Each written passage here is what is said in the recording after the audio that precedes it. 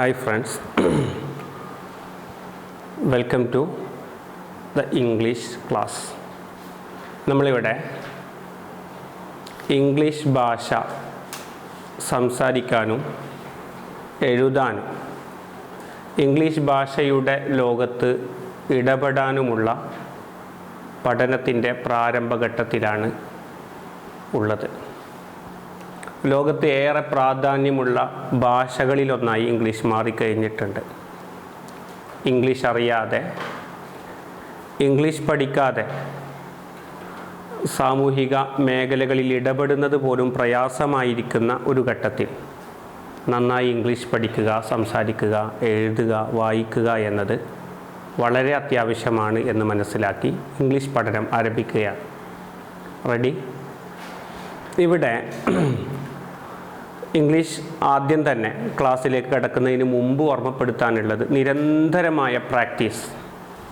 കൂടുതൽ തെറ്റുകൾ സംഭവിക്കുമോ എന്ന പേടി മാറ്റിവെച്ച് സംസാരിക്കുക. അതേപോലെ വീണ്ടും വ്യത്യസ്ത സെൻറ്റൻസുകളും പാരാഗ്രാഫുകളും എഴുതി പരിശീലിക്കുക. എഴുത്തിലും വായനയിലും ലിസണിങ്ങിലും നിരന്തരം ഇത്തരം വീഡിയോസൊക്കെ കണ്ട് കേട്ടുകൊണ്ടേയിരിക്കുക. ഇങ്ങനെ വ്യത്യസ്ത രീതിയിൽ പരിശ്രമിക്കുക എന്നത് പ്രധാനമാണ്. നമ്മൾ ക്ലാസ്സിലേക്ക് കടക്കുകയാണ്. ഇന്നത്തെ ക്ലാസ് കഴിയുമ്പോൾ തന്നെ നമുക്ക് നൂറുകണക്കിന് ഇംഗ്ലീഷ് സെൻറ്റൻസുകൾ ക്രിയേറ്റ് ചെയ്യാൻ കഴിഞ്ഞിരിക്കണം. മനസ്സിലായോ? ഒരുപാട് സെൻറ്റൻസുകൾ ക്രിയേറ്റ് ചെയ്യാൻ നമുക്ക് ഇന്നത്തെ ക്ലാസ് കഴിയുമ്പോൾ തന്നെ പറ്റണം.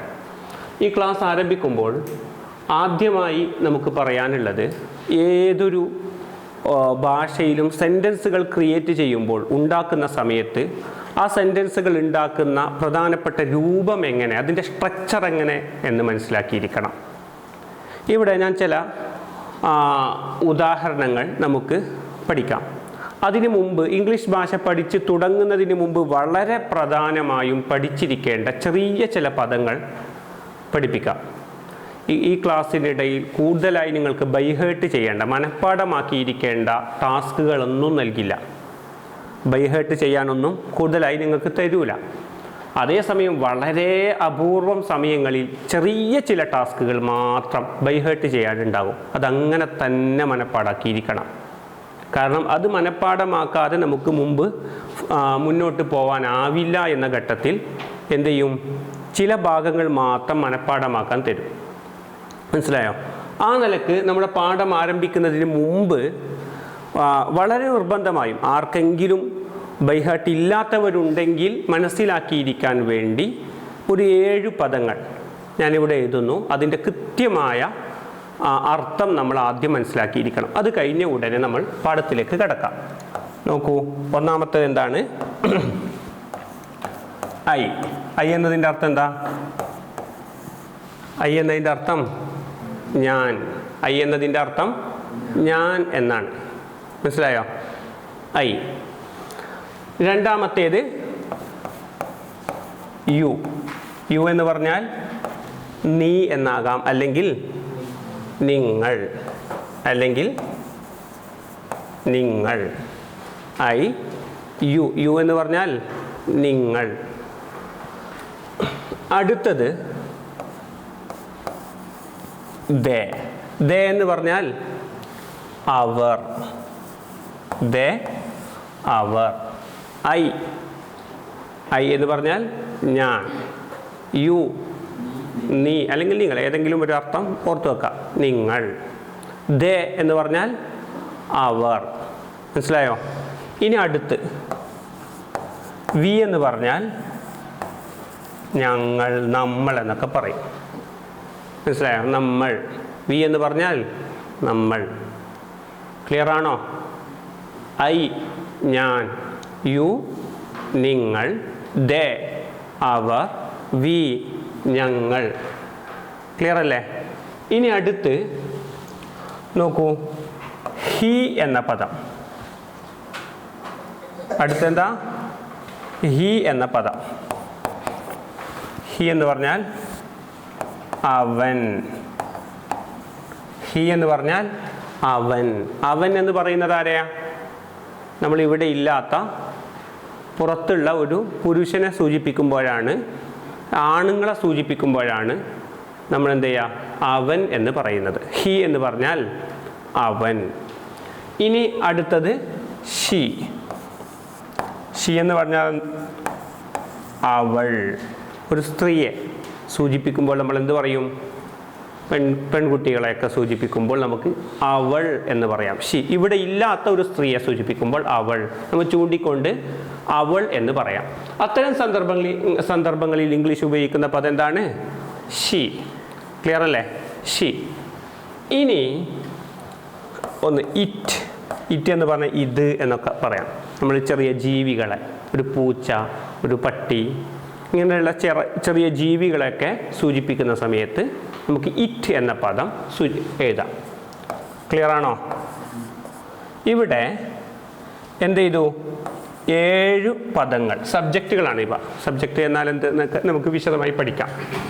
ഐ എന്ന് പറഞ്ഞാൽ ഞാൻ, യു നിങ്ങൾ, ദേ അവർ, വി ഞങ്ങൾ, ഹി അവൻ, ഷീ അവൾ, ഇറ്റ് ഇത്. ക്ലിയർ അല്ലേ? ക്ലിയർ അല്ലേ? ഇത് ബൈഹേർട്ട് ചെയ്ത് കഴിഞ്ഞതിന് ശേഷം മാത്രമേ നമുക്ക് അടുത്ത ഭാഗത്തേക്ക് കടക്കാനാവൂ. ക്ലിയർ അല്ലേ? ഇനി നമ്മൾ അടുത്ത ഭാഗത്തേക്ക് കടക്കാൻ നമ്മൾ വ്യത്യസ്ത സെൻറ്റൻസുകൾ ആദ്യത്തെ ക്ലാസ്സിൽ തന്നെ ക്രിയേറ്റ് ചെയ്ത് തുടങ്ങുന്നു. ഒരു ഉദാഹരണം പറയാം. ഞാൻ ഇംഗ്ലീഷ് പഠിക്കുന്നു. ഞാൻ ഇംഗ്ലീഷ് പഠിക്കുന്നു എന്ന് എങ്ങനെ പറയാം? എന്താണ് സെൻറ്റൻസ്? ഞാൻ ഇംഗ്ലീഷ് പഠിക്കുന്നു. ക്ലിയർ അല്ലേ? ഞാൻ ഇംഗ്ലീഷ് പഠിക്കുന്നു എന്ന് പറയുമ്പോൾ നമുക്ക് വേണ്ട ആദ്യത്തെ പദം, ഇംഗ്ലീഷ് ഭാഷയിൽ സെൻറ്റൻസുകൾ ക്രിയേറ്റ് ചെയ്യുമ്പോൾ ആദ്യമായി ശ്രദ്ധിച്ചിരിക്കേണ്ട വളരെ പ്രധാനപ്പെട്ട ഒരു പോയിന്റ് ശ്രദ്ധിക്കണം. The first part of the sentence should be subject. സെൻറ്റൻസിൻ്റെ ആദ്യത്തെ ഭാഗം സബ്ജക്റ്റ് ആയിരിക്കണം. ആ പ്രവർത്തനം ആര് ചെയ്യുന്നു എന്ന് പറയണം. ഇവിടെ നോക്കൂ, ഇംഗ്ലീഷ് പഠിക്കുന്നു. ആരാണ് ഇംഗ്ലീഷ് പഠിക്കുന്നത്? ഞാൻ. മനസ്സിലായോ? അതുകൊണ്ട് ഇംഗ്ലീഷ് സെൻറ്റൻസ് എഴുതുമ്പോൾ ആദ്യം ഞാൻ എന്നതിൻ്റെ ഇംഗ്ലീഷ് എഴുതണം. ഞാൻ എന്നതിൻ്റെ ഇംഗ്ലീഷ് എന്താ? ഞാൻ എന്നതിൻ്റെ ഇംഗ്ലീഷ് എന്താ? ഐ. നമുക്കറിയാം. ഇവിടെ ഇംഗ്ലീഷ് എന്നതിന് വേറെ പദമല്ല, ഇംഗ്ലീഷ് എന്നത് തന്നെയാണ് അതിൻ്റെ കൃത്യമായ പദം. പക്ഷേ ഇതിൻ്റെ ഓർഡർ ഇതേ ഓർഡറിൽ എഴുതിയാൽ ഐ ഇംഗ്ലീഷ് സ്റ്റഡി അതുപോലെ. ഇംഗ്ലീഷിൻ്റേതായ ഒരു സ്ട്രക്ചർ ഉണ്ട്, ഓർഡർ ഉണ്ട്. നമ്മൾ പലപ്പോഴും subject plus verb plus object എന്നൊക്കെ പറയും. അത് പ്രയാസമാകും എന്ന് കരുതി ഞാനിപ്പോൾ ആ ഒരു സ്ട്രക്ചറായി അതേ രൂപത്തിൽ വിശദീകരിക്കുന്നില്ല. ആദ്യം എന്ത് ചെയ്യുന്നു? ആരാണ് ആ പ്രവർത്തനം ചെയ്യുന്നത് എന്ന് മെൻഷൻ ചെയ്യണം. ഇവിടെ ആരാ പഠിക്കുന്നത്? ഞാൻ. അതുകൊണ്ട് ഐ എന്ന് നമ്മൾ പഠിച്ചു വെച്ചു. ഞാൻ എന്താ ചെയ്യുന്നത് എന്നാണ് രണ്ടാമത് വേണ്ടത്. ആ സബ്ജക്റ്റ് എന്ത് ചെയ്യുന്നു, അതാണ് അതിൻ്റെ രണ്ടാമത്തെ ഭാഗം. ആദ്യം എന്ത് വേണം? ആരാണ് ആ പ്രവർത്തനം ചെയ്യുന്നത് എന്ന് സൂചിപ്പിക്കണം. ആരാണ്? ഐ, ഞാൻ. ക്ലിയർ ആണോ? ഇത് കഴിഞ്ഞ് സബ്ജക്റ്റ് കഴിഞ്ഞ ഉടനെ എന്ത് സൂചിപ്പിക്കണം? അവരെന്ത് ചെയ്യുന്നു എന്ന് സൂചിപ്പിക്കണം. എന്താ ചെയ്യുന്നത്? സ്റ്റഡി. എന്ത് ചെയ്യുന്നു? I study. I study. എന്ത് പഠിക്കുന്നു? ഇംഗ്ലീഷ് പഠിക്കുന്നു. I study English. മനസ്സിലായോ? I study English. ക്ലിയർ അല്ലേ? നോക്കൂ, ഇവിടെ ചിലരൊക്കെ തെറ്റായി ING ഒക്കെ ചേർക്കാറുണ്ട്. ING ഒക്കെ ചേർക്കുന്നതിന് കൃത്യമായ നിയമമുണ്ട് ഇംഗ്ലീഷിൽ. ഐ സ്റ്റഡിയിങ് എന്നൊന്നും പറയരുത്. ING ഉപയോഗിക്കുമ്പോൾ മനസ്സിലായോ? സ്റ്റഡിയിങ് എന്നൊന്നും ഇപ്പോൾ ഉപയോഗിക്കാനാവില്ല.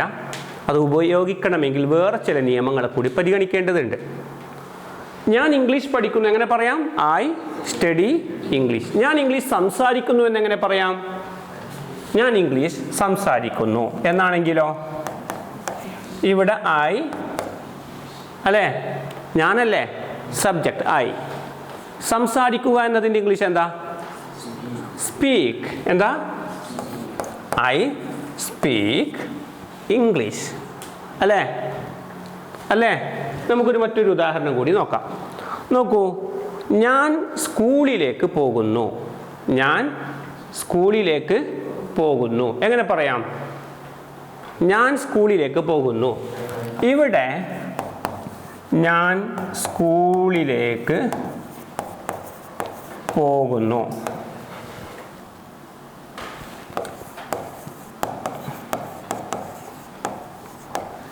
നോക്കൂ, ഇവിടെ ആരാണ് സബ്ജക്റ്റ്? ഞാൻ. അപ്പോൾ ഐ. ഞാൻ എന്താണ് ചെയ്യുന്നത്? നമ്മൾ പറഞ്ഞു സബ്ജക്റ്റ് കഴിഞ്ഞ ഉടനെ സ്കൂൾ എന്ന പദം പോരാ. മലയാളത്തിൽ അതാണ് സ്കൂളാണ് ഉള്ളതെങ്കിൽ പോലും നമ്മൾ ഇംഗ്ലീഷിലേക്ക് മാറ്റുമ്പോൾ സബ്ജക്റ്റ് കഴിഞ്ഞ ഉടനെ വെർബ്. എന്താണ് വെർബ്? ഞാൻ എന്താ ചെയ്യുന്നത്? പോകുന്നു. പോവുക എന്നതിൻ്റെ ഇംഗ്ലീഷ് എന്താ? പോവുക എന്നതിൻ്റെ ഇംഗ്ലീഷ് ഗോ. പോവുക എന്നതിൻ്റെ ഇംഗ്ലീഷ് എന്താ? ഗോ. ഞാൻ പോകുന്നു. I go. എവിടേക്ക്? സ്കൂൾ. സ്കൂളിലേക്ക് എന്ന് പറയാൻ നമുക്ക് ടു ഉപയോഗിക്കാം. ലേക്ക് എന്നൊക്കെ പറയുമ്പോൾ ഉപയോഗിക്കുന്ന പദമാണ്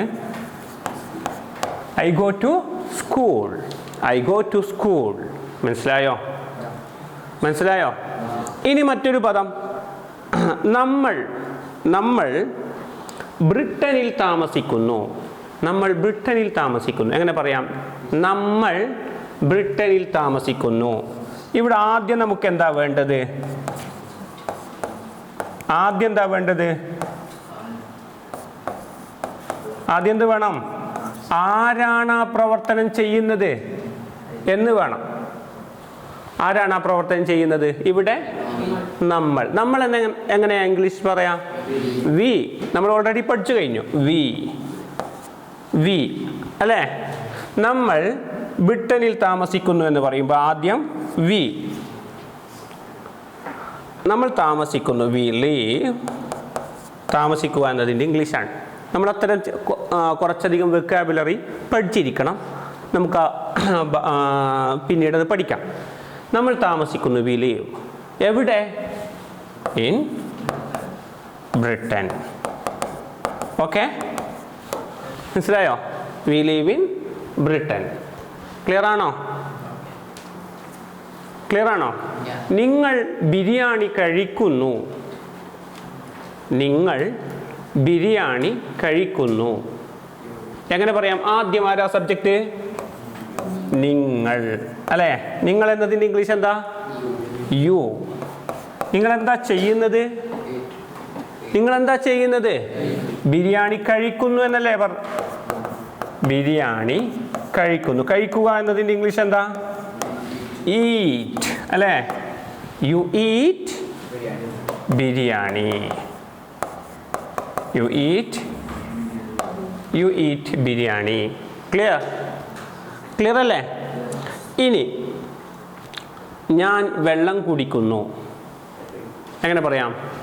ഞാൻ വെള്ളം കുടിക്കുന്നു. എങ്ങനെ പറയാം? ഐ. കുടിക്കുക എന്നതിൻ്റെ ഇംഗ്ലീഷ് എന്താ? ഡ്രിങ്ക്. I drink water. നോക്കൂ, ഐ ഡ്രിങ്ക് വാട്ടർ. ഞാൻ വെള്ളം കുടിക്കുന്നു. ഞാൻ ഇംഗ്ലീഷ് പഠിപ്പിക്കുന്നു. I teach English. ഞാൻ ഇവിടെ നിൽക്കുന്നു. I stand here. മനസ്സിലായോ? ഞാൻ കോൾ ചെയ്യുന്നു. എങ്ങനെ പറയാം? I call. ഞാൻ വിളിക്കുന്നു. I call. ഞാൻ എൻ്റെ സുഹൃത്തിനെ വിളിക്കുന്നു. I call my friend. മനസ്സിലായോ? ക്ലിയർ അല്ലേ? അതിൻ്റെ ആ സ്ട്രക്ചർ വളരെ പ്രധാനമാണ്. ആദ്യം സബ്ജക്റ്റ് ഉണ്ടാകണം. സബ്ജക്റ്റ് കഴിഞ്ഞ ഉടനെ വേർബ്. അവരെന്ത് ചെയ്യുന്നു? വേർബ് വേണം. സബ്ജക്റ്റ് പ്ലസ് വേർബ് എന്നാണ് പറഞ്ഞത്. അത് കഴിഞ്ഞ് ഒബ്ജക്റ്റ്. അവസാനം എന്തിനെ? ഞാൻ ബിരിയാണി കഴിക്കുന്നു. I eat biryani. അതാണ് ഒബ്ജക്റ്റ്. ബിരിയാണി എന്നതാണ് ഒബ്ജക്റ്റ്. ഞാൻ ഇംഗ്ലീഷ് സംസാരിക്കുന്നു. ഞാൻ ഇംഗ്ലീഷ് സംസാരിക്കുന്നു എന്നതിൽ ഐ സ്പീക്ക് ഇംഗ്ലീഷ് എന്നത് ഇംഗ്ലീഷാണ് അവിടെ ഒബ്ജക്റ്റ്. മനസ്സിലായോ? ക്ലിയർ ആണോ? പക്ഷേ ഇവിടെ ശ്രദ്ധിക്കേണ്ട വളരെ പ്രധാനപ്പെട്ട ഒരു ഭാഗമുണ്ട്. നമ്മളിപ്പോൾ പറഞ്ഞ ഉദാഹരണം ഐ, യു, യു എന്ന് പറഞ്ഞാൽ നിങ്ങൾ, വി നമ്മൾ, അതിൻ്റെ ഉദാഹരണം പറഞ്ഞു. അതേപോലെയാണ് ദേ, അവർ ഗ്രൗണ്ടിൽ കളിക്കുന്നു. എങ്ങനെ പറയാം? അവർ ഗ്രൗണ്ടിൽ കളിക്കുന്നു. എങ്ങനെ പറയാം? അവർ എന്നതിൻ്റെ ഇംഗ്ലീഷ് എന്താ? ദേ. ഗ്രൗണ്ടിൽ കളിക്കുന്നു. എങ്ങനെ പറയാം? ദേ പ്ലേ, പ്ലേയിങ് ഇല്ലട്ടാ, they play in ground. They play in ground. ഇവിടെ ING അല്ല, they play in ground. Clear അല്ലേ? പക്ഷേ നമ്മൾ നേരത്തെ 7 സബ്ജക്റ്റുകളെ പറഞ്ഞിരുന്നു ഓർക്കുന്നില്ലേ? I, you, they, we, he, she, it. ഇതിൽ ഈ ഹി, ഷീ, ഇറ്റ് എന്ന 3 സബ്ജക്റ്റുകൾക്ക് ശ്രദ്ധിക്കണം, നന്നായി ശ്രദ്ധിക്കണം. ഇംഗ്ലീഷ് ഭാഷയിൽ പല സ്ഥലങ്ങളിലും ഒരു സ്പെഷ്യൽ നിയമമാണുള്ളത്. മനസ്സിലായില്ല? മറ്റു സബ്ജക്റ്റുകൾക്കില്ലാത്ത, ഈ 4 പേർക്കില്ലാത്ത കുറേ പ്രത്യേകതകൾ ഈ 3 പേർക്കുണ്ട്. മനസ്സിലായില്ല? നോക്കൂ, നമ്മൾ നേരത്തെ ഐ ഗോ എന്ന് പറഞ്ഞു, യു ഗോ അല്ലേ? അവർ കളിക്കുന്നു, ദേ പ്ലേ. നമ്മൾ പഠിക്കുന്നു, വി സ്റ്റഡി. അങ്ങനെയല്ലേ പറഞ്ഞത്? പക്ഷെ ഹി, ഷീറ്റ് ആണ് സബ്ജക്റ്റ് എങ്കിൽ ഒരിക്കലും ഇങ്ങനെ മാത്രം ഉപയോഗിക്കില്ല. മറിച്ച് എന്ത് ചെയ്യും? അതിൻ്റെ കൂടെ ഒരു എസ് കൂടി കൂട്ടിച്ചേർക്കും. മനസ്സിലായല്ലേ? ഹി ഗോ എന്നല്ല, ഹി ഗോസ്. എഴുതുമ്പോൾ the S, goes, he goes. അവൻ പോകുന്നു. ഹി, ഷീറ്റ് എന്നീ 3 സബ്ജക്റ്റുകൾ വരുമ്പോൾ മാത്രം വെർബിൻ്റെ കൂടെ എന്ത് ചേർക്കണം? എസ് ചേർക്കണം. ഈ എസ്സിനോടുള്ള ഹി, ഷീറ്റ് എന്ന 3 സബ്ജക്റ്റുകളുടെ പ്രണയം അത് പല സ്ഥലങ്ങളിലും കാണാം. ഹാവ് ഉപയോഗിക്കേണ്ട സ്ഥലം വരുമ്പോൾ ഈ 3 പേർക്ക് മാത്രം ഹാസ് വേണം. ഡു ഉപയോഗിക്കേണ്ട സ്ഥലം വരുമ്പോൾ ഈ 3 പേർക്ക് മാത്രം ഡസ് വേണം. മനസ്സിലായോ? ആം അല്ലെങ്കിൽ ആർ ഉപയോഗിക്കേണ്ട സ്ഥലം വരുമ്പോൾ ഇവർക്ക് മാത്രം ഈസ് വേണം. ആർക്കാ? ഹി, ഷീ, ഇറ്റിന് ഈസ് വേണം. കണ്ടോ? ഹാവ് വരുമ്പോൾ ഇവർക്കാരെ വേണം? ഹാസ് വേണം. ഡു വരുമ്പോൾ ഇവർക്കാരെ വേണം? ഡസ് വേണം. ആർ ഉപയോഗിക്കേണ്ട സ്ഥലത്ത് ഇവർക്കാര് വേണം? ഈസ് വേണം. ഇനി നമ്മൾ വേർ ഉപയോഗിക്കേണ്ട സ്ഥലം, ഇതൊക്കെ നമ്മൾ പിന്നീട് പഠിക്കും കേട്ടോ. വേർ ഉപയോഗിക്കേണ്ട സ്ഥലം പറയുമ്പോൾ ഈ 3 പേർക്ക് വാസ് വേണം. ഇവിടെ ഒരു എസ് കണ്ടോ? കണ്ടോ? ഇതൊക്കെ ഏത് സന്ദർഭത്തിലാണ് ഉപയോഗിക്കുക എന്ന് നമ്മൾ പിന്നീട് പഠിക്കും. ആ രൂപത്തിൽ ഹി, ഷീറ്റിന് എസ്സുമായൊരു പ്രത്യേക ബന്ധം നമ്മൾ ഈ പാഠങ്ങളിൽ കാണാം. മീൻസ് ഇവിടെ എന്ത് ചെയ്യുന്നു? അവൻ പോകുന്നു. എങ്ങനെ പറയാം? എങ്ങനെ പറയാം? He goes. അവൻ കളിക്കുന്നു, ഹി പ്ലേസ്. He plays. മനസ്സിലായോ? He plays. അവൾ എഴുതുന്നു, ഷീ റൈറ്റ്സ്. She rights. മനസ്സിലായോ? അത് ഓടുന്നു. ഒരു ജീവിയെ കാണിച്ച് അത് ഓടുന്നു. എങ്ങനെ പറയാം? It runs. റൺസ്. മനസ്സിലായോ? It runs. ക്ലിയർ അല്ലേ? ക്ലിയർ അല്ലേ? എന്താ പറഞ്ഞത്? നമ്മൾ ആദ്യം ഒരു സെന്റൻസ് ക്രിയേറ്റ് ചെയ്യുമ്പോൾ ആദ്യം സബ്ജക്റ്റ് എഴുതുന്നു, അവരെന്താണ് ചെയ്യുന്നത് എന്ന് തൊട്ടുടനെ ചേർക്കുന്നു. മനസ്സിലായോ? നമ്മൾ ഇംഗ്ലീഷ് സംസാരിക്കുന്നു, എന്താ പറയാ? V speak English. അവൻ ഇംഗ്ലീഷ് സംസാരിക്കുന്നു, എങ്ങനെ പറയും? He speaks. ഒരു എസ് വേണം. എന്തുകൊണ്ട്? സബ്ജക്റ്റ് ഹിയോ, ഷിയോ, ഇറ്റോ ആയാൽ അവിടെ വേർബിൻ്റെ കൂടെ ആര് വേണം? എസ് വേണം. ക്ലിയർ അല്ലേ? ക്ലിയർ അല്ലേ? അവൾ പാട്ടുപാടുന്നു. അവൾ, ഒന്ന് എഴുതി നോക്കിയേ, പാട്ട് പാടുന്നു. എങ്ങനെ പറയാം? അവൾ എന്നതിൻ്റെ ഇംഗ്ലീഷ് എന്താ? ഷീ. പാടുക എന്നതിൻ്റെ ഇംഗ്ലീഷ് എന്താ? സിങ് എന്ന് മാത്രം മതിയോ? എസ് വേണം. ഷീ ആണ്. She sings a song. ഒരു പാട്ട് എന്നാണെങ്കിൽ ഒരു എന്നുണ്ടെങ്കിൽ, അല്ലെങ്കിൽ ഷീ സിങ്സ് സോങ്. അവൾ പാട്ടു പാടുന്നു. മനസ്സിലായോ? മനസ്സിലായോ? അവൻ കാർ ഡ്രൈവ് ചെയ്യുന്നു. അവൻ കാർ ഓടിക്കുന്നു. എങ്ങനെ പറയാം? He drives A car. He drives A car. പൂച്ച പാല് കുടിക്കുന്നു. ഹി ഷി ഇറ്റ് എന്നതിൻ്റെ ഈ ഇറ്റ് എന്നതിൻ്റെ സ്ഥാനത്താണ് കാറ്റ് വരുന്നത്. നമ്മൾ നേരത്തെ പറഞ്ഞ ഹി ഷി എന്നതിന് പകരം അവരെ സൂചിപ്പിക്കുന്ന നെയ്മായ ഒരു പേരായാലും വേർബിൻ്റെ കൂടെ എസ് വേണം. ക്ലിയർ അല്ലേ? അഥവാ നമ്മൾ ഷി എന്ന് പറയുന്നതിന് പകരം ഒരു പെൺകുട്ടിയുടെ ഒരു സ്ത്രീയുടെ പേര് പറയുന്നു. Fathima sings a song. Sing a song എന്നല്ല, എസ് വേണം. കാരണം ഷി എന്നതിന് പകരം ഉപയോഗിക്കുന്ന പേരായാലും എസ് ചേർക്കണം. ഹി എന്നതിന് പകരം ചേർക്കുന്ന പേരായാലും എന്ത് വേണം? വെർബിൻ്റെ കൂടെ എസ് വേണം. ക്ലിയർ അല്ലേ? അബ്ദുള്ള എഴുതുന്നു. എങ്ങനെ പറയാം? അബ്ദുള്ള റൈറ്റ്സ്. എസ് വേണം. കാരണം ഹി എന്നതിൻ്റെ കൂടെ എസ് വേണമെങ്കിൽ അതിനെ സൂചിപ്പിക്കുന്ന പേരുകളുടെ കൂടെയും എസ് വേണം. ക്ലിയർ അല്ലേ? ക്ലിയർ അല്ലേ? ഇനി പൂച്ച പാല് കുടിക്കുന്നു. എങ്ങനെ പറയാം? കാറ്റ്. കുടിക്കുക എന്നതിൻ്റെ ഇംഗ്ലീഷ് എന്താ? ഡ്രിങ്ക് അല്ലേ? അപ്പോൾ കാറ്റ് ഡ്രിങ്ക്സ് മിൽക്ക്. ഡ്രിങ്ക്സ് മിൽക്ക് അല്ലേ? കാറ്റ് ഡ്രിങ്ക്സ് മിൽക്ക്. ക്ലിയർ അല്ലേ? ഇനി പക്ഷികൾ പറക്കുന്നു. എങ്ങനെ പറയാം? പക്ഷികൾ എന്നതിൻ്റെ ഇംഗ്ലീഷ് എന്താ? ബേർഡ്സ് അല്ലേ? പറക്കുക എന്നതിൻ്റെ ഇംഗ്ലീഷ് എന്താ? ഫ്ലൈ. എസ് വേണോ? വേണ്ട. പക്ഷികൾ. ഇറ്റ് ഒരു പക്ഷി അല്ല. ഇതിന് പകരം ഒരു പക്ഷിയാണെങ്കിൽ ബേർഡ് ഫ്ലൈസ്. മനസ്സിലായോ? Bird flies. എന്തുകൊണ്ട് ഇവിടെ എസ് ചേർത്തു? ബേർഡ് ഇറ്റിൻ്റെ സ്ഥാനത്ത് നിൽക്കും. ബേർഡ്സ് എന്ന് പറയുമ്പോൾ പക്ഷികൾ എന്നർത്ഥം വരും. കുറേ പക്ഷികളുണ്ട്. അപ്പോൾ പിന്നെ നമ്മൾ ഇറ്റ് എന്ന ഒരു പദത്തിൻ്റെ സ്ഥാനത്ത് നിൽക്കൂല എന്നാണ് മനസ്സിലാക്കേണ്ടത്. ക്ലിയർ അല്ലേ? ക്ലിയർ അല്ലേ? ഇനി കുറച്ച് ഉദാഹരണങ്ങൾ നിങ്ങൾ ഒരു ഹോംവർക്ക് പോലെ എഴുതിയെടുക്കണം. നമ്മൾ ഫുട്ബോൾ കളിക്കുന്നു. ഓരോന്നും എഴുതണം. നമ്മൾ ഫുട്ബോൾ കളിക്കുന്നു. നമ്മൾ ഫുട്ബോൾ കളിക്കുന്നു. 2 അലി ഇംഗ്ലീഷ് പഠിക്കുന്നു. അലി ഇംഗ്ലീഷ് പഠിക്കുന്നു.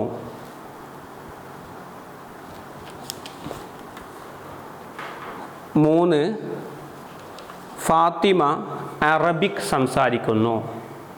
ഫാത്തിമ അറബി സംസാരിക്കുന്നു. 4 ടീച്ചർ പഠിപ്പിക്കുന്നു.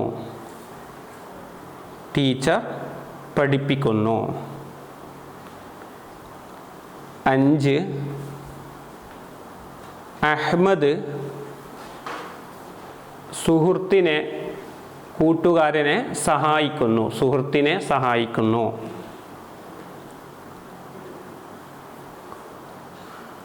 6 കുട്ടികൾ പാട്ട് പാടുന്നു.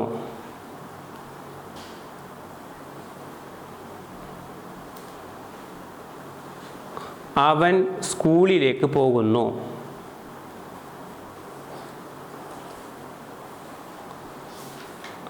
ഞാൻ ക്ലാസ് ശ്രദ്ധിക്കുന്നു.